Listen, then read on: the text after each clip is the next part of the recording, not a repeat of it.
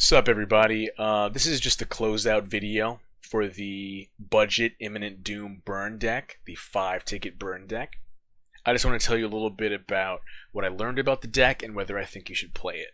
So the long and short of it is, at 5 ticks and arguably cheaper in paper, this might actually be cheaper in paper, we're running a lot of bulk rare shenanigans, right? Especially in the early stages of a format like we're at with Hour of Devastation Standard.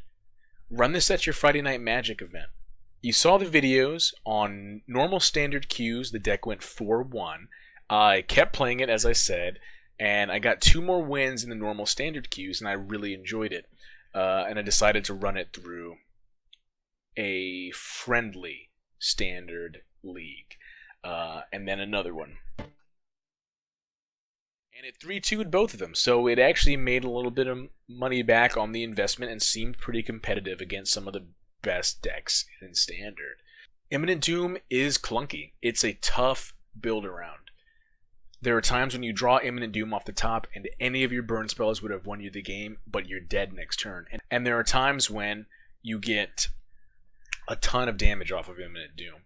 In the league matches I played, I got to cast a 3 into 2 Imminent Dooms that had 3 counters on them to get 3 damage to my opponent's face. It was Collective Defiance, +3/+3 for a total of 9 damage, which is great. It's a swing people can't really anticipate. So there's a lot of power packed into this deck. It's sneaky good. It has a particularly good game against Big Boros and other red decks because of the 3 Chandra's defeat in the side. Not many people see that coming, and I think having a couple of these, and 3 is a little bit high, but I kind of like having 3 to surprise those big red decks that are running Chandra, that are running Glorybringer, especially in a Spells Matter deck like this one, where Chandra's defeat equals a little bit of extra damage off of Thermo or Firebrand Archer. So that is something I think is a strength of this deck. I don't think the sideboard has room for 4. But 3 I think is a sweet spot. One thing I noticed the deck does have trouble with is artifacts. So sorcery speed on by force still kills your opposing vehicles, but it's still kind of clunky, and there's no deck that is so heavy on artifacts that by force is actually a good card. These should absolutely be abrades, at least in current standard, where abrade gives you a little more utility. The problem with the abrades and the bombardments is that they're efficient, but you can't throw them at your opponent's face. So that might be something that this deck needs, is maybe all of the burn in the deck has to go to the opponent's face, because the deck is certainly at its sweetest when it squeaks out a ton of damage out of nowhere. Another X spell that I'm not convinced about is Burn from Within. So I could see an argument for going down 1 Burn from Within, but I think I personally, being the luck sack that I am, would still run 2. But certainly Burn from Within better than by force in the X drop slot, right? I think the abrades just side in a little bit better.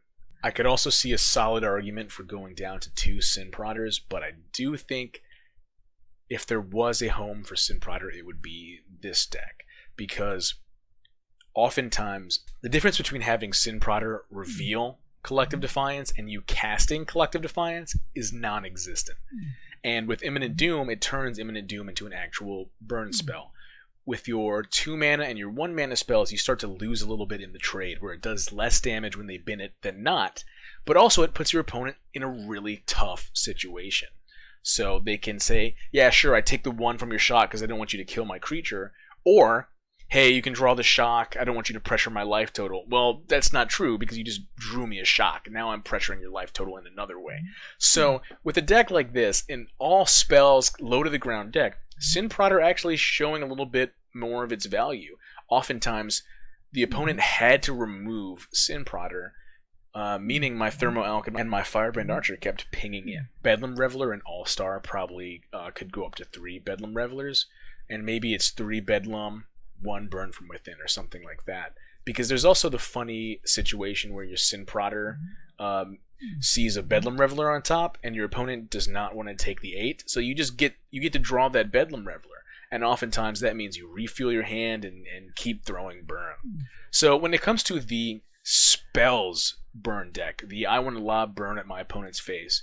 I think this is getting pretty close to what Standard can give you. Super fun. It's super low to the ground.